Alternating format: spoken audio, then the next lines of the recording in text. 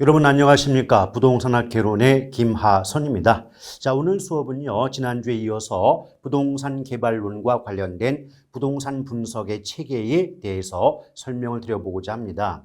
일단 부동산 분석의 체계라고 할 때는 크게 이분법과 오분법 두 가지가 구분이 되거든요. 이분법이라고 하는 것은 시장 분석과 경제성 분석 두 단계로 나누는 방법이 하나 있고요. 여기 표를 보시면 지시성 타투, 지역 경제 분석, 시장, 시장성, 타당성, 투자 분석, 앞글자 따면 지시성 타투가 되지 않습니까? 이렇게 5단계로 구분하는 방법도 있다라고 보시면 됩니다. 일단 제가 조금 전에 지시성 타투라고 말씀드렸죠. 이건 왜 그럴까요? 일단 순서를 물어보는 문제도 은근히 자주 출제가 되었기 때문에 암기법상 지시성 타투를 기억해 두신다면 문제 푸는데 상당히 도움이 되지 않을까 생각을 해봅니다. 첫 번째 지역경제 분석을 보면 지역경제 분석의 성격이 거시적 분석이에요. 그럼 우리가 보통 거시적이다 그 말은 어떤 시각이라든지 범위, 관점이 넓다는 의미가 되지 않겠습니까? 맞죠? 그래서 이 지역경제 분석은 그 대상이 되는 지역의 모든 부동산 수요에 영향을 줄 수 있는 인구라든지 이와 같은 여러 가지 요인을 분석하는 방법 또는 체계를 지역경제 분석이다라고 보시면 되는데 실제로 지역경제 분석이 무슨 내용이야? 어떤 의미를 담고 있어? 이렇게 물어보는 경우 거의 없으니까 이걸 달달 외우실 필요까지는 없는 거고요. 참고 삼아 한번 읽어만 보시면 되는데 다만 지역경제 분석은 성격상 거시적 분석이다. 요거 한 가지만 기억하신다면 그리 어려운 대목은 아니에요. 두 번째 시장 분석 나왔는데 시장 분석은 특정 유형의 부동산에 대한 수요와 공급 상황을 분석하는 걸 시장 분석한다 이렇게 말을 하거든요. 그럼 출제가 될 때 특징적인 지문 표현이 뭐냐면 수요와 공급 분석, 수요 공급 분석 이렇게 말이 나오면 눈 질끈 감으시고 곧바로 시장 분석을 답으로 하시면 돼요. 그 다음에 시장성 분석, 이게 성자 나왔죠. 이 성자가 붙으면 매매, 임대란 말이 따라 붙을 수밖에 없는 겁니다. 그래서 시장성 분석은 새롭게 개발된 부동산이 현재나 미래의 시장 상황에서 얼마나 매매, 임대 또는 분양, 임대될 경쟁력, 가능성이 있는가를 조사하는 경우를 우린 시장성 분석 이렇게 보고 있는 거거든요. 그래서 어떤 부동산자가 나오면서 매매 임대 가능성 또는 분양 임대 가능성 이때 가능성이란 말 대신에 경쟁력 이렇게 말을 바꿔 출제하는 경우도 자주 등장하고 있다는 거죠. 이런 표현 나오면 곧바로 시장성 분석을 답으로 하시면 되는 거예요. 자, 그럴 때 실제 기출문제 유형을 보게 되면 어떤 식으로 여러분의 혼란을 유발하느냐 섞어 놓습니다. 예컨대 우리 조금 전에 수요 공급 분석이다 이렇게 말 나오면 시장 분석이라고 하지 않았습니까? 근데 기출문제를 보면 시장성 분석이다 이렇게 말을 바꿔놓는 거죠. 마찬가지예요. 또 조금 전에 현재나 미래의 시장 상황에서 매매되거나 임대될 가능성 또는 경쟁력을 조사한다, 분석한다 이렇게 말이 나오면 시장성 분석인데 기출문제에서 성자를 빼고 그냥 시장 분석이다 이렇게 바꿔놓음으로써 우리의 혼란을 유발하는 경우가 일반적인 패턴이에요. 또한 이제 그 순서를 따져보면 시장 분석 다음에 시장성 분석이 이루어지기 때문에 얘네 두 가지를 묶어서 문장을 만든다면 시장 분석은 시장성 분석에 선행한다 이렇게 말을 할 수 있는 거고 또 시장성 분석 입장에서는 시장 분석에 후행한다 뒤늦게 이루어진다 이렇게 말을 바꿔볼 수가 있습니다. 또 타당성 분석과 투자 분석 나오는데 특히 타당성 분석은 복합 개념이거든요. 우리 복합 개념은 그러면 법률, 경제, 기술, 법경기 3대 측면을 모두 포함한다. 모두 종합적으로 고려한다. 이렇게 배우신 바가 있죠. 따라서 타당성 분석의 그 의미 속에는 내용 속에는 법적 타당성, 경제적 타당성, 기술적 타당성 분석이 모두 포함이 되겠죠. 그러나 부동산은 뭐니 해도 뭐니가 최고 아니겠습니까? 따라서 여러 가지 타당성 분석 중에서도 가장 중시되는 타당성 분석은 당연히 경제적 타당성 분석이라고 말씀드릴 수가 있겠죠. 자, 뭐 투자 분석은 뭐 한번 읽어보시면 되겠고, 그다음에 이제 부동산 개발의 분류가 나오는데 이 개발의 분류 파트가 여러 개로 구분이 돼요. 일단 첫 번째 보면 용지 취득 방식, 용지 취득 방식에 따라서 단순 개발, 환지 방식, 수용, 혼합, 또 여긴 빠졌지만 뭐 합동 신탁 뭐 이런 말 나오는데요. 그런 말을 왜 집어넣지 않았을까? 어차피 물어보질 않기 때문에 배우실 필요가 없는 거죠. 근데 여기서 보면은 일단 단순 개발, 환지, 수용, 또 혼합 방식 구분이 되고 있습니다만은 실제로 물어보는 건 환지나 수용 방식 정도만 아시면 돼요. 오케이? 그런데 환지란 말이 뭘까요? 환지다. 환지 방식은 어떤 이제 개발의 대상이 되는 토지를 공공이 개발한 이후에 그 개발에 소요된 비용, 채비지라고 그러죠. 그 비용을 제외한 나머지 땅을, 토지를 원토지 소유주에게 재분배, 반환해주는, 되돌려주는 방식이 바로 환지 방식 아니겠습니까? 그렇죠? 그런데 어차피 환지 방식이건 수용 방식이건 간에 개론에서보다는 공법 파트에서 훨씬 심도 깊게 정확히 배우게 되거든요. 그래서 2차 과목을 함께 준비하는 분들은 굳이 개론에서 환지 수용 방식을 따로 보지 않으신다 할지라도 충분히 정답을 구할 수가 있는 거고, 또 1차만 공부한다 할지라도 환지의 뜻 정도만 아시면 돼요. 실제 출제 패턴이 어떻게 나오냐면 네모칸 박스형 문제 아시죠? 이 박스에다가 네모칸 안에다가 어떻게 말 나오냐면 어쩌고저쩌고 좋은 말 써놓고 원래 토지 소유자에게 재분배한다. 그렇게 써놔요. 이게 무슨 방식이냐 물어본단 말이에요. 그런데 상식적으로도 원래 어떤 땅이 있다면 그 땅을 개발한 이후에 원래 땅임자에게 되돌려주는 건 환지밖에 없지 않습니까? 그런 상식적인 선에서 물어보니까 굳이 공법 파트를 안 배우시는 분들이라 할지라도 충분히 정답을 구하는 데는 그리 어려움은 없지 않겠나 생각이 돼요. 자, 수용 방식이 있고요. 그 다음에 이제 개발 유형에 의한 구분 그럴 때 신개발, 재개발 나눠지는데 그동안은 전통적으로 재개발에 대해서만 출제를 했다가 몇 년 전부터 처음으로 이 신개발의 의미도 물어보고 있다는 겁니다. 근데 신개발이란 건 뭐냐면 농지나 임지, 농림지 등을 비롯해서 건축이 허용되지 않는 토지를 건축이 가능한 토지로 어떤 개발하는 경우를 신개발 이렇게 볼 수가 있는 거죠. 그래서 건축이 허용되지 않은 땅을 건축이 가능한 택지로 바꾸는 개발 형태를 신개발 이렇게 볼 수가 있는 거죠.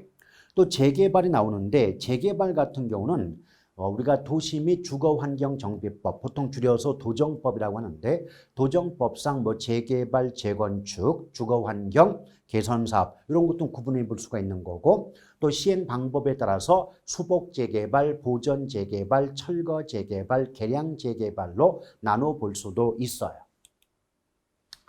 자, 그 다음에 민간 개발 방식 나오는데 실제 출제 패턴을 보게 되면 원래 개발 주체에 따라서 공공에 의한 개발이 있을 거고 민간에 의한 개발도 있지 않겠습니까? 그럼 공공에 의한 개발을 뭐 줄여서 뭐 공영 개발이다라고 할 것이고 민간에 의한 개발은 민간 개발 또는 뭐 비공영 개발이다라고 말할 수가 있겠죠. 그런데 나중에 교과서를 받아보시게 되면 당연히 뭐 공영 개발도 있고 또 민간 개발도 있어요. 사실상 시험에서 본다면 공영 개발 부분은 거의 출제되지 않는 대목들이거든요. 그래서 나중에 기본서를 보셨을 때 참고 삼아서 가볍게 한번 읽어는 보시되 학습의 비중은 출제 빈도가 높은 민간 개발 방식 위주로 하실 필요가 있지 않는가 생각을 해봅니다. 근데 민간 개발이 또다시 두 가지 형태 나눠지거든요. 바로 자력 개발과 지주 공동사업 두 가지 패턴 나눠집니다. 일단 종류부터 볼게요. 첫 번째 자력 개발 나와 있죠. 두 번째가 지주 공동사업 써 있지 않습니까? 그렇죠. 그런데 제목만 잘 보셔도 어느 정도 내용을 예측해 볼 수가 있다는 거예요. 여러분 생각해 봐요. 자력 개발이 뭘까요? 내가 스스로 개발한다? 이게 무슨 뜻일까? 여기 A라는 땅이 있습니다. 그럼 땅 임자가 곰돌이라고 보자 이거죠. 그 곰돌이는 A 토지의 소유자가 되겠죠. 맞죠? 그래서 곰돌이라는 토지 소유자가 직접 자금 등을 조달해서 스스로 토지를 개발하는 방식이 바로 뭐다? 자력개발 또는 자체개발이라고 볼 수가 있는 거죠. 그럼 생각해 보세요. 우리말로 바꾸면 자력개발은 내 땅을 내가 개발한다는 얘기예요. 근데 내 땅을 내가 개발하니까 좋은 점과 나쁜 점이 있겠죠. 첫째, 나쁜 점이라고 한다면 그 개발과 관련된 모든 위험을 토지 소유자가 혼자 부담할 수밖에 없지 않겠습니까? 그렇잖아요. 그렇기 때문에 그 위험 부담이 커지니까 위기 관리 능력이 요구된다. 이런 식의 말이 나오게 되는 거고요. 또 두 번째 문제점이 또 뭐냐면 자기 땅을 자기가 직접 개발하다 보니까 개발에 필요한 어떤 자금은 토지 소유자가 조달할 수가 밖에는 없지 않겠습니까? 그렇죠. 그래서 한마디로 압축하면 이 자력개발 또는 자체개발 방식은 개발 사업에 필요한 자금 조달을 토지 소유자가 해야 될 것이며 또 개발에 관련된 위험을 모두 토지 소유자가 부담하다 보니까 그만큼 이제 위기 관리 능력이 요구된다. 이런 단점이 있겠죠. 근데 장점이 뭘까요? 내 땅 내가 개발하니까 그 개발 사업이 성공이 되고 그 성공으로 인한 개발 사업의 이익 전액 모두가 역시 토지 소유자에게 귀속된다. 이게 장점이라고 볼 수가 있는 거 아니겠습니까? 그렇죠? 그러니까 자력개발은 요 정도만 알고 계시면 되는 거예요. 자, 그럴 때 지주 공동사업 나오지 않습니까? 근데 제목을 잘 보시면 공동이란 말이 붙었어요. 그럼 공동은 영어로 together, 우리말로 함께 의미가 되지 않겠습니까? 그렇죠? 그럼 누구와 함께? 조금 아까 자력개발 또는 자체개발은 토지 소유자, 땅임자 혼자 개발했거든요. 지주 공동사업은 공동자가 붙었으니까 토지 소유자와 개발업자가 손을 잡고 함께 개발하는 방식이 바로 지주 공동사업 방식이다라고 보시면 돼요. 그런데 개발업자와 토지 소유자가 함께 손을 잡게 되었다. 그럼 좋은 점이 뭘까요? 조금 전에 자력개발은 토지 소유자 혼자 개발하다 보니까 그 개발 사업과 관련된 위험을 토지 소유자가 다 부담할 수밖에 없었어요. 그런데 지주 공동사업은 개발업자와 손을 잡게 되니까 그 개발 사업과 관련된 위험을 토지 소유자와 개발업자가 나누어 부담할 수가 있겠죠. 그래서 그 토지 소유자와 개발업자 입장에선 위험을 분담할 수 있다라고 말할 수 있는 거고, 또 다르게 객관적인 관점에서 본다면 지주 공동사업은 토지 소유자와 개발업자 간의 위험이 분산될 수 있다. 이런 장점을 갖는다는 식으로 출제가 될 수도 있는 거죠. 그런데 서로 간에 이익이 되니까 손을 잡을 수가 있는 거 아니겠습니까? 그래서 보통 출제가 어떻게 되냐면 토지 소유자는 토지를 제공하고 개발업자는 개발의 노하우를 제공함으로써 개발에 따른 이익을 공유하는 사업 방식이다. 이런 식으로 출제가 되고 있다는 겁니다. 아시겠죠? 근데 이 속에는 어떤 방식들이 있냐면 첫 번째 공사비 대물 변제, 이 공사비 대물 변제 방식과 등가 교환 방식은 대단히 밀접한 관련성을 갖고 있습니다.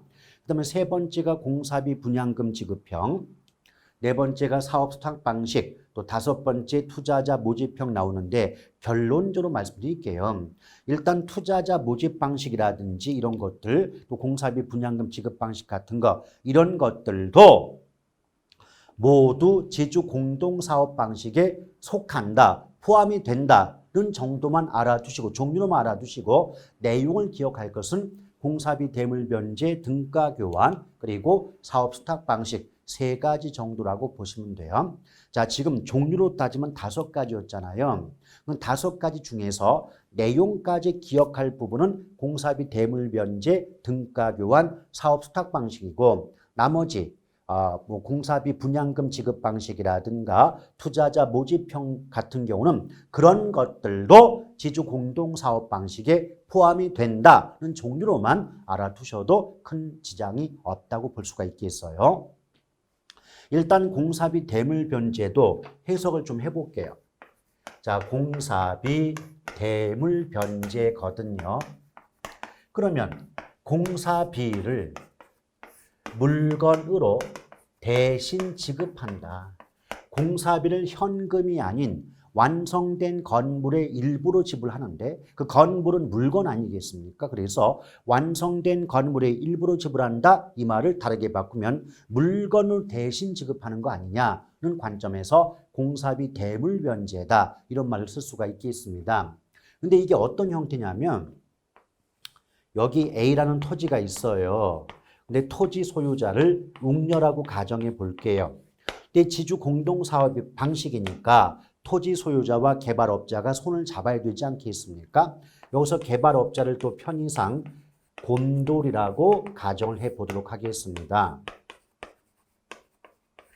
그러면 토지 소유자 웅녀가 토지를 제공하게 되면 개발업자 곰돌이가 건축에 필요한 자금을 조달하여 개발 사업을 수행한다는 거죠. 이때 개발 사업을 수행한다 또는 개발 사업이 완성됐다 이 말의 의미는 뭐냐면 건물 다 지었다는 의미가 돼요. 건물을 다 지었다. 근데 만약 이게 4층짜리 건물이라고 보자 이거예요.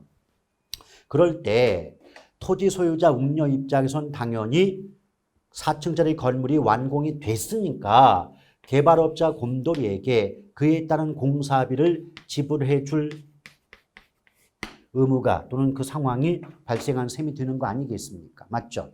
이럴 때 웅녀가 공사비를 현금이 아니라 돈이 아니라 완성된 건물의 일부로 지불한다는 관점에서 공사비 대물 변제라고 해요. 이게 4층짜리 건물이니까 1, 2, 3, 4층으로 구성이 되겠죠.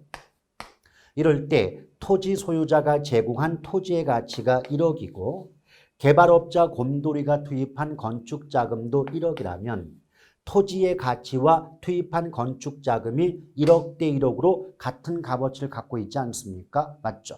그럴 때 4층짜리 건물 중에서 1, 2층은 토지 소유자, 3, 4층 개발업자가 나누어 갖게끔 하는 게 바로 등가 교환 방식이다라고 보시면 돼요. 이거 잘 구분하세요. 1, 2층, 3, 4층 나누어서 3, 4층을 공사비 대신 지불한다. 이 관점에선 공사비 대물 변제가 되는 것이고 토지의 값어치와 개발업자가 투입한 건축자금의 값어치를 1대1 동등한 값어치로 나누어서 각각 2계층씩 나누어 갖는다는 관점에서는 등가 교환 방식이 되는 거죠. 등가라고 하는 건 한자로 같을 등 값가니까 같은 값만큼 교환, 나눠 갖는다 이런 의미를 담고 있겠습니다. 그 내용도 읽어보니까 토지 소유자가 토지를 제공하고 개발업자가 공사비를 부담하여 부동산을 개발하고 즉 건물을 짓고 나서 그 완성된 건물을 제공된 토지 가격과 공사비 비율에 따라서 같은 값어치만큼 나누기 때문에 등가 교환이다라고 볼 수가 있는 거죠. 잘 구분하셔야 돼요. 등가 교환 방식과 공사비 대물 변제 방식은 밀접한 관계가 있는데 공사비 대물 변제 이 명칭을 쓸 때는 공사비를 현금이 아닌 완성된 건물의 일부, 건물은 결국 물건이니까 완성된 건물의 일부로 지불한다. 이 자체가 공사비를 물건으로 대신 지급하는 거 아니냐. 이런 관점에선 공사비 대물 변제가 된다고 보는 거고요. 두 번째는 그 건물을 나눠 가질 때 토지의 값어치와 개발업자가 투입한 건축자금의 비율을 1대1 동등한 값어치만큼 나눈다는 관점에선 등가 교환이라는 말을 쓸 수가 있다는 얘기입니다. 아시겠죠? 구분하셔야 돼요. 자, 그 다음에 사업 수탁 방식 나오는데 특히 사업 수탁 방식은 잠시 뒤에 보시게 될 토지 신탁 방식과 묶어서 비교되는 문제가 상당히 자주 출제가 되고 있다는 거예요. 일단 수탁 방식 보면요. 포인트가 탁이거든요. 탁. 제가 미리 말씀드릴게요. 수탁이건 신탁이건 위탁이건 탁자 돌림이 나오면 무조건 대가로 수수료를 받는다는 말이 나와야 돼요. 탁자 돌림은 대가로 뭘 받아요? 수수료 받아요. 수수료. 자, 수수료 나왔죠? 근데 예를 들어서 뒤집어 가지고 탁자 돌림이 나왔는데 수수료가 나오지 않고 뭐 지분을 공유한다. 이런 식의 다른 말이 나온다면 무조건 틀린다라고 보셔도 무방합니다. 잠깐 넘겼을 때 여긴 지금 신탁, 기초 입문이다 보니까 제가 신탁을 손놓지 않았네요. 그럼 사업 수탁 방식을 다른 말로 사업 위탁 방식 이렇게 말을 하거든요. 이 말이 뭐냐면 토지 소유자 입장에서 개발업자를 믿고 개발업자에게 개발 사업의 전반을 의뢰한다는 거예요. 근데 개발 사업의 전반을 의뢰한다? 이 말이 뭐냐면 토지 소유자 입장에서 내 땅을 개발업자 너를 믿고 맡길 때니까 네가 내 땅 알아서 건축이 가능한 택지로 개발을 해라. 또 택지로 개발이 됐지 않냐? 그럼 그 택지 위에 네가 알아서 건물을 지어라. 그럼 건물이 다 지어졌지 않냐? 그럼 네가 알아서 그 완성된 건물을 분양 임대까지 네가 다 맡아다오 라고 하는 게 개발 사업의 전반을 의뢰한다 이렇게 말할 수 있는 겁니다. 아시겠죠? 그래 놓고 이제 그 개발 사업 자체가 모두 완성이 되었을 때 그동안 고생 많았다고 대가로 섭섭지 않게 수수료 주마! 이 방식이 사업 수탁 방식이다라고 보시면 돼요. 그래서 잠깐 이제 그림을 그리면 여기 토지 소유자가 있고 또 개발업자가 있어요. 자, 편의상 토지 소유자 곰돌이, 개발업자를 곰탱이라고 보자 이거예요. 그러면 토지 소유자 곰돌이가 개발업자 곰탱이에게 내가 너를 믿고 이 사업의 전반을 맡길게. 네가 나 대신 탱이야. 네가 나 대신 내 땅 택지로 개발하고 택지로 개발이 되면 나 대신 탱이 네가 건축해주고 건축이 다 끝나면 나 대신 탱이 네가 완성된 건물의 분양 임대까지 다 알아서 해줘. 내가 나중에 너 절대로 서운케 하지 않을게. 너 서운치 않게 일정한 수수료 다 지불해 줄게. 걱정하지 마. 이것이 사업 수탁 방식이다라고 보시면 돼요. 근데 한 가지 조심할 게 뭐냐면 비록 모든 사업을 개발업자에게 맡기곤 있지만 소유권 자체가 넘어간 게 아니에요. 여전히 이 땅은 그 토지 소유자 곰돌이 땅이거든요. 그래서 사업 수탁 또는 위탁 방식은 토지 소유권은 보유한 채, 유지한 채 개발 사업만 위탁하는 방식이 바로 뭐다? 사업 수탁 또는 사업 위탁 방식이다라고 보시면 되는 거예요. 자, 그 정도 보시면 되겠습니다. 자, 그 다음에 부동산 이용론 나오는데 사실 이 부동산 이용론 파트가 닭갈비 계륵이거든요. 이 계륵의 의미가 뭐냐면 안 하자니 찝찝하고 하자니 어차피 문제가 안 나올 텐데 이런 느낌이죠. 근데 이걸 할 수밖에 없는 이유가 있습니다. 뭐냐면 부동산 이용론 파트의 내용은요. 독자적으로 그것만을 가지고 문제화되진 않아요. 그런데 다른 문제의 보기 속에 톡톡 박혀 나오기 때문에 아시겠죠? 그러니까 독자적으로 이 파트에서 문제가 나오는 건 아닌데 다른 문제의 보기 속에 가끔 약방의 감초처럼 등장하고 있기 때문에 몰라서도 안 된다는 거죠. 그래서 하자니 뭐하고 안 하자니 찝찝하고 그런 느낌 받는 게 부동산 이용론입니다. 그래서 이 파트는 뭔가 좀 열심히 집중해서 공부한다기보다는 말뜻 정도를 정확히 좀 알아두는 그런 패턴으로 학습을 하시는 게 좋지 않겠나 생각을 합니다. 일단 첫 번째 부동산 이용의 뜻을 보니까 토지를 용도와 목적에 맞게 활용함으로써 토지의 유용성을 추구하는 행위가 부동산 이용이다. 뭐 이런 식으로 출제가 된 바가 있죠. 또한 최유효 이용, 여러분 사실은요. 이 최유효 이용 이 단어 자체는 우리가 가장 먼저 부동산 총론 배울 때부터 등장했던 용어 아닙니까? 그렇죠? 그래서 최유효 이용. 근데 이게 예쁘게 포장하기 전에 그냥 단어를 있는 그대로 해석해 볼게요. 최라는 뜻은 한자에서 최는 가장 어떠하다의 의미가 되거든요. 그럼 유효하다는 건 가장 효과가 있다 이런 의미가 돼요. 그래서 단어를 있는 그대로 해석해 본다면 다양한 용도 중에서 가장 효과가 있는 가장 바람직한 이용을 뭐라 그래요? 최유효 이용이다. 이렇게 이해하시면 돼요. 우리 여러분 용도의 다양성이란 말 들어본 적 있잖아요. 그렇죠? 그러면 용도의 다양성 때문에 토지는 여러 가지 다양한 용도로 이용이 가능한데 그 다양한 용도 중에서 무슨 용도로 이 땅을, 이 토지를 이용하는 게 가장 효과가 있겠느냐, 가장 바람직한 이용이겠는가? 와 관련된 개념이 최유효 이용이다라고 보시면 됩니다. 그런데 여러분 봐봐요. 근데 이것은 우리의 이해죠. 그러니까 우리가 이해할 때는 그냥 가장 바람직한 이용 이렇게 이해하시면 되는데 실제 문제의 지문으로 나올 때는 그렇게 간단히 나오진 않을 거 아니겠습니까? 그렇죠? 그래서 여기 칠판에 쓰여져 있는 것처럼 어떻게 나온다? 최유효 이용이란 객관적으로 보아 양식과 통상의 이용 능력을 갖춘 사람에 의한 합리합법적인 최고 최선의 이용 상태를 의미한다라고 출제가 된다는 거예요. 여기서 뭐 이 문장 자체를 자꾸 이제 보시면서 외우실 필요는 있는데 한 가지 말씀드리고 싶은 게 뭐냐면 객관적으로 양식과 통상의 이용 능력을 갖췄다, 보유했다. 이것은 보통 사람 일반인을 의미하는 거지 전문가를 의미하는 게 아닙니다. 따라서 만약 문장 속에서 최유효 이용이 나왔는데 전문가에 의한 이용이다. 전문가! 이 말이 최유효 이용과 결합이 되어 나오면 그 문장 무조건 틀렸다고 보셔도 지장이 없는 겁니다. 아시겠죠?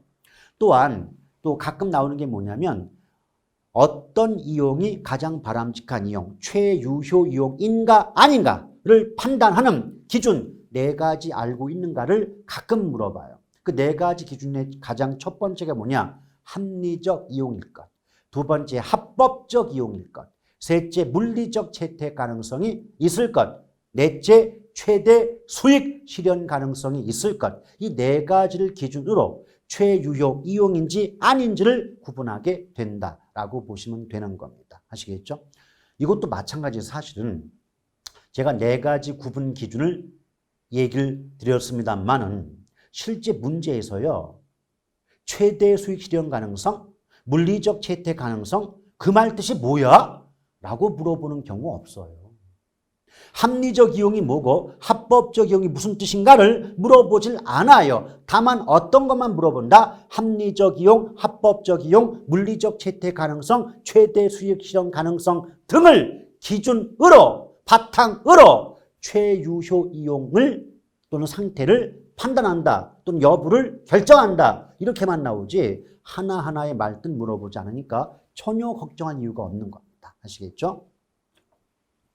자, 그러면서 집약도, 이 집약도란 말은 사실 부동산 이용론뿐 아니라 우리가 전에 배웠던 이 부동산 시장론, 뭐 입지론, 지대론 이런 거 있었잖아요. 입지, 지대론에도 집약도라는 의미는 상당히 자주 나오게 됩니다. 그래서 이 개념을 정확히 좀 파악할 필요가 있는 부분인데 원래 집약도의 의미가 뭐냐면 단위 토지 면적 땅, 투입되는 노동 자본량의 크기 또는 단위 토지 면적 땅 투입되는 노동 자본량의 비율을 우린 뭐라고 한다? 집약도다라고 보시면 되겠습니다. 그래서 공식을 보면 우리가 보통 제가 예전에 그런 말씀 드렸는지 모르겠는데 문장 속에서 뭐뭐 당 나오죠? 당 나오면 당 앞이 분모고 당 뒤가 분자가 돼요. 그래서 공식도 보면 토지 면적이 분모가 되고 노동과 자본이 분자가 되는 겁니다. 아시겠죠? 다시 한번 이 문장뿐 아니에요. 어떤 문장이 나올지라도 뭐뭐 당이 나왔다면 당 앞이 분모, 당 뒤가 분자가 된다는 그런 패턴은 어떤 문장도 동일하다라고 보시면 됩니다. 근데 여기 잘 보세요. 여기 뭐 토지 면적 나왔지만 사실 면적 같은 건 필요가 없습니다. 우리 이거 한번 생각해 볼까요? 만약 집값, 땅값이 올라간다고 예상해 볼게요. 여러분, 땅값이 올라가면 땅값이 비싸지는 거죠. 그럼 비싼 땅을 많이 쓸까요? 덜 쓸까요? 다시 한번 땅값이 올라가서 땅값이 비싸지면 구입에 따른 부담이 커질 거 아니에요. 그럼 구입 부담이 커지니까 땅값 오르기 전보다는 땅값 오른 이후에는 땅의 사용량 또는 투입량이 적어질 수밖에 없지 않겠습니까? 맞죠? 그러므로 땅값 올라가면 토지 투입량이 줄어요. 그럼 이 공식상 분모값이 작아지면 집약도라는 몫이 커질 수밖에 없다는 거죠. 자, 뒤집어서 이제 땅값이 싸졌대요. 땅값이 싸졌다. 그럼 땅을 구입하는 부담이 줄어드니까 땅을 많이 쓸 거예요. 그럼 토지 투입량, 사용량이 많아지면 분모값 커지면 몫이 작아질 수밖에 없지 않겠습니까? 그렇죠. 그래서 보통 어떻게 말 나오냐면 일반적으로, 반드시는 아니겠지만 일반적으로 지가가 상승하면 토지 이용의 집약도가 커지고 지가가 하락하면 집약도가 낮아진다, 작아진다 이렇게 볼 수가 있는 거죠. 또 다르게 바꾸면 자, 땅값 올라가요. 그럼 집약도가 커져요. 근데 땅값이 내려가면 집약도도 작아지잖아요. 그럼 화살표 방향 잘 보세요. 땅값 올라가요. 집약도 올라가요. 땅값 내려갑니다. 집약도도 내려갑니다. 그럼 화살표 방향이 같은 방향이죠. 그럼 이런 말 가능합니까? 일반적으로 지가, 땅값이죠. 지가와 토지 이용의 집약도는 비례 관계에 있다. 이런 말도 가능할 수 있는 겁니다. 아시겠죠? 제가 일반적으로 그렇다 그랬어요. 반드시 그런 건 아니지만 대부분의 경우는 그러하다고 생각하셔도 큰 지장이 없는 파트예요. 그런데 이때 집약도가 높은 경우를 집약도라고 하고 집약도가 낮은 경우를 조방적이라고 하는데요. 여기 아래에 보시면 집약 한계와 조방 한계가 있지 않습니까? 그러면 이걸 먼저 뜻이 뭐냐고 외우려고 하지 마시고 하나씩 한번 해석하는 연습이 필요합니다. 첫째, 똑같이 한계자가 붙었지만 집약 한계는 집약자 나왔고 조방 한계는 조방자가 붙어 있지 않습니까? 맞죠? 근데 제가 방금 전에 뭐라 그랬죠? 집약도가 높은 경우가 집약적이고 집약도가 낮은 경우가 조방적이라고 했지 않습니까? 맞죠? 그럼 여기서 보면 집약이라는 말이 나왔다는 건 뭔지 모르겠지만 집약도가 높겠구나를 예상할 수 있는 거고 또 아래 조방자가 붙었다면 무엇인지 내용이 모르겠지만 집약도가 낮다는 것이 전제되어 있지 않을까 이런 예측이 가능할 수 있다는 겁니다. 그래서 집약 한계는 토지 이용 집약도의 상한선이에요. 즉 이보다 집약도가 높을 수 없다, 클 수 없다 라고 할 때 집약 한계란 말을 써요. 그럼 조방자가 붙었으니까 조방 한계는 이보다 집약도가 더 낮을 수 없다는 거죠. 그러므로 토지 이용 집약도의 하한선 이렇게 말이 나오게 되죠. 더불어 집약 한계는 한계 수입과 한계 비용이 일치하는 이윤 극대점에 해당하는 반면 조방 한계는 총 수입과 총 비용이 일치하는 손익 분기점에 해당이 된다. 그런 차이점 잘 구분해서 기억해 두신다면 어렵지 않게 OX 판단해 보실 수가 있는 거예요. 자, 그러면서 이제 직주 분리, 직주 접근 나왔는데 여기서 보시면 일단 직주가 똑같이 나왔어요. 직주 분리와 직주 접근 제목 잘 보시면 직주가 똑같이 붙었습니다. 맞죠? 그런데 한쪽은 분리고 한쪽은 접근이에요. 그러면 상식적으로 분리된다는 건 뭔가 떨어진다는 의미가 될 것이고 접근한다는 건 무엇인가 가까워진다 이런 의미를 담고 있지 않겠습니까? 그렇죠? 그런데 직주가 뭐냐? 직은 직장이고 주는 주거지역이죠. 그래서 직주 분리라고 말한다면 직장과 주거지역이 분리되는 현상, 멀어지는 현상을 직주 분리라고 말할 수 있어요. 그럼 직주 접근은 그렇게 멀어졌던 직장과 주거지가 접근, 다시 가까워지는 현상을 직주 접근이다 이렇게 말씀드릴 수가 있겠죠. 그런데 내용을 설명하기에 앞서서 여러분 잘 생각을 한번 해보세요. 분리의 반대가 접근 아니에요? 멀어지다의 반대가 가까워진다 아닙니까? 맞죠? 그러면 제가 만약 수험생 입장이라면 어차피 분리의 반대가 접근이니까 직주 분리의 원인을 거꾸로 뒤집으면 직주 분리의 결과가 되지 않을까? 또 원인이 되지 않을까? 이런 예상을 통해서 어떻게 공부를 해야 되겠구나는 학습 플랜이 잡히셔야 되는 거예요. 무작정 달달달 외우는 게 능사가 아닌 겁니다. 아시겠죠? 그럼 하나씩 해볼게요. 여러분께 물어보겠습니다. 여러분 상식적 또는 일반적으로요. 내가 근무하는 직장하고 내가 거주하는 주거지역이 멀리 떨어지는 게 좋아요? 가까운 게 좋아요? 가까운 게 좋겠죠. 왜? 가까우면 출근과 퇴근이 그만큼 부담이 줄어드니까 가까운 게 좋겠죠. 그런데 왜 직장과 주거지역이 멀어질 수밖에 없느냐? 이유가 있습니다. 첫째, 도심의 집가고입니다. 무슨 말이냐면 직장과 가까운 도심 지역은 땅값이 지나치게 비싸다는 거죠. 그럼 땅값이 비싸다 보면 주거비 부담이 커질 수밖에 없습니다. 이 말을 현실적으로 말을 바꿔준다면 여러분이 근무하는 그 도심 내의 직장 부근의 오피스텔, 예컨대 원룸 같은 경우 월세 어때요? 엄청 비싸죠? 어떻게 하다 보면 월세를 내고 내가 이제 직장에 근무를 하고 월급을 받았을 때 월급 중에 거의 3분의 1, 절반 정도를 주거비, 월세로 부담해야 될 수밖에 없다면 굉장히 큰 부담이지 않겠습니까? 그렇죠? 그렇다면 그 월세 부담이 너무 높다 보니까 어쩔 도리 없이 주거비 부담이 낮은, 월세 부담이 적은 외곽으로 이동할 수밖에 없지 않겠느냐는 거예요.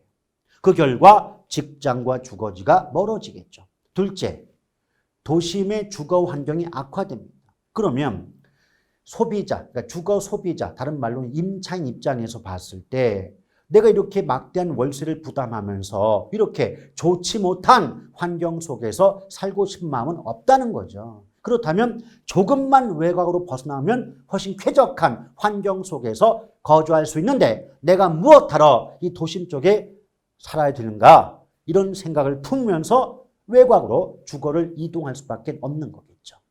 세 번째, 교통의 발달입니다. 예전에는요, 외곽으로 이동하고 싶다 할지라도 도로가 연결되지 않았거나 또 지하철이 개통되지 않았다. 그럼 가고 싶어도 못 갔겠죠. 그런데 이제 지하철이 연결됐어요. 도로가 개통이 됐어요. 그러면 그 지하철을 이용해서 똑같이 출퇴근 시간이 1시간 거리밖에 안 되지만 보다 외곽으로 이동할 수가 있다는 거죠. 아시겠죠? 묶어볼게요. 그러면 도심의 집가고 도심의 주거 환경 악화, 교통의 발달 등으로 인하여 직주 분리가 발생하게 된다. 이렇게 말씀드릴 수가 있지 않겠습니까? 그렇죠? 자, 그런데 직주 분리의 결과도 따져봐야 돼요. 결과가 뭐냐면 크게 두 가지가 있습니다. 도심 지역에는 인구 공동화 현상이 발생하고 주거지역, 외곽의 주거적 입장에선 배드타운화, 침상 도시화 현상이 나타나게 됩니다. 이게 무슨 말인가? 첫째, 인구 공동화의 의미가 뭐냐면 자, 도심 내의 직장, 직장이 위치한 도심적 입장에서는요, 주간에 낮 시간 동안, 근무 시간 동안은 사람들로 북적북적됩니다. 그러다가 퇴근 시간 이후에 저마다 자기가 사는 동네로 넘어가려다 보니 도심지 입장에선 주간 인구와 야간 인구의 격차가 커질 수밖에 없어요. 이 주간 인구와 야간 인구의 격차가 커진다는 현상을 마치 인구의 구멍이 뻥 뚫렸다. 이런 관점에서 인구 공동화 현상 이렇게 말하는 거죠. 공동이란 말은 우리말로 바꾸면 구멍의 의미가 됩니다. 아시겠죠? 그런데 이건 도심적 입장에서요. 그러면 주거지역인 외곽의 입장에서는 낮에는 텅텅 비어있다가 밤에 잠만 자러 들어오는 건 아니냐. 그럼 도시 전체가 마치 침대가 되는 셈 아니냐. 이런 관점에서 배드타운화, 침상도시화 현상이 발생한다라고 볼 수가 있는 거죠.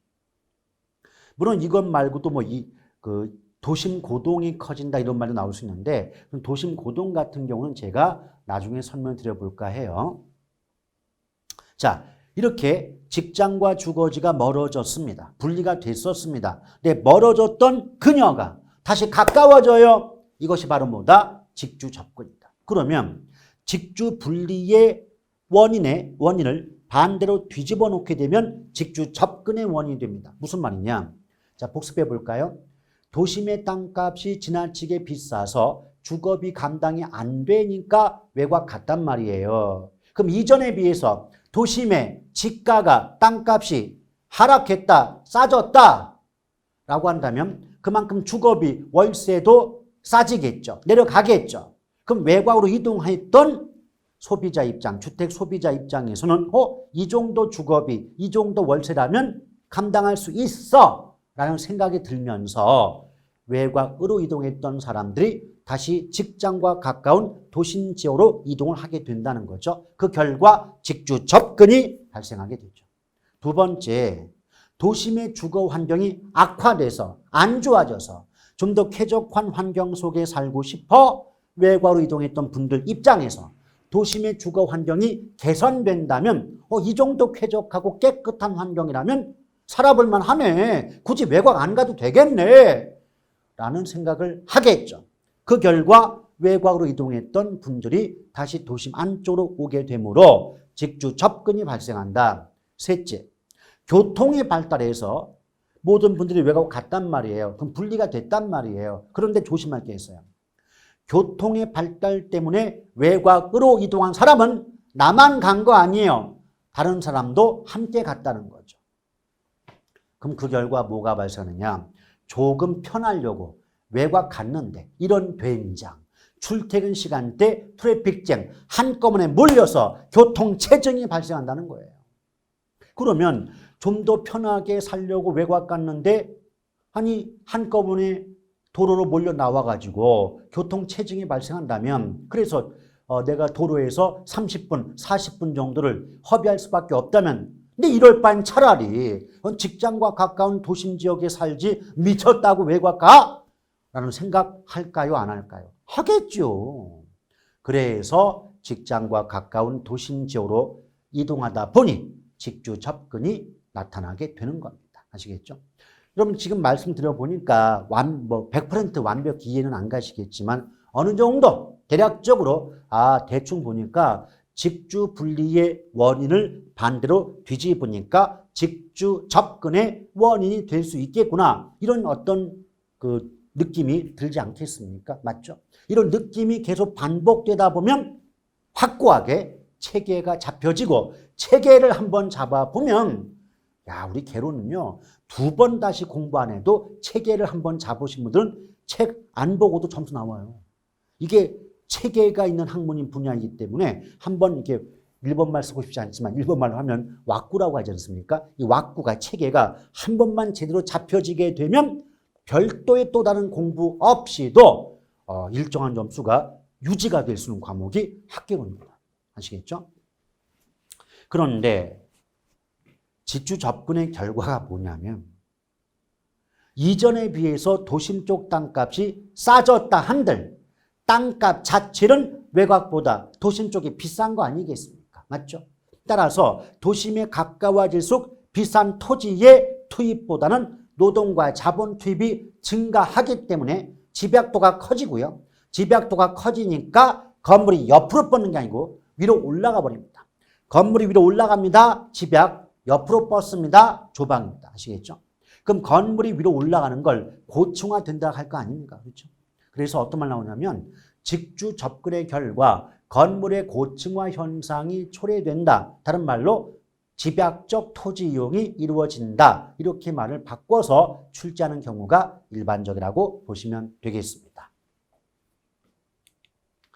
그 다음 이제 스프롤 현상 나오는데 여러분 스프롤을 한마디로 말씀드린다면 난개발이라고 보시면 됩니다. 즉 불규칙적이고 비계획적으로 도시가 외곽으로 확산되는 현상을 스프롤 이렇게 말씀드릴 수가 있어요. 그럼 여러분 생각해 보세요. 왜 도시가 불규칙적이고 비계획적으로 외곽으로 확산될 수밖에 없을까? 원인이 크게 두 가지가 있습니다. 첫째, 역시 도심의 집가구입니다. 여러분 생각해 봐요. 개발업자 입장에서는 기반시설이 잘 갖추어진 도심 쪽을 개발하는 게 외곽 지역을 개발하는 것보다 훨씬 유리할 겁니다. 그런데 도심 지역의 집가, 땅값은 외곽 지역보다 훨씬 비싸기 때문에 개발 사업에 소요되는 비용에 대한 부담이 클 수밖에 없어요. 그러면 개발업자 입장에서는 상대적으로 땅값, 집가가 싼 쪽인 외곽을 골라 개발이 이루어지다 보니 불규칙적으로 외곽으로 확산되는 현상이 나타나게 되는 겁니다. 두 번째 요인이 바로 뭐냐? 바로 장기적인 개발 계획이 수립되지 못했기 때문입니다. 여러분 생각해봐요. 장기적인 개발 계획이 세워져 있었다면 불규칙적이고 비계획적인 개발이 일어날 이유가 없게 되는 거겠죠. 근데 장기적인 개발 계획이 세워지지 못했으니까 불규칙적이고 비계획적인 그런 개발이 이루어질 수밖에 없는 거겠죠. 그렇다면 여기에 대한 대책이 뭐겠습니까? 첫째, 개발 제한 구역의 설정이 되겠죠. 왜냐하면 도시가 외곽으로 확산되는 현상이 스프롤이에요. 그럼 외곽으로 도시가 계속해서 확산되는 걸 막으려면 중간에 그린벨트, 개발 제한 구역을 지정해 주는 게, 설정해 주는 게 도시의 끝없는 확산을 막을 수가 있는 대책이 될 수 있는 거 아니겠습니까? 맞죠? 두 번째 대책은 뭐예요? 장기적인 개발 계획이 세워지지 못했기 때문에 불규칙적인 개발이 이루어졌다면 대책은 당연히 장기적인 개발 계획을 수립하는 것이겠죠. 오케이? 묶어 놓을게요. 그럼 스프롤 현상에 대한 대책 그러면 장기적인 개발 계획의 수립 및 개발 제한 구역의 지정 등은 스프롤 현상에 대한 대책이라고 볼 수 있다. 이런 정도만 알아두시면 되겠습니다. 자, 한계지부터는 조금 있다가 다음 시간으로 이어가도록 하겠습니다.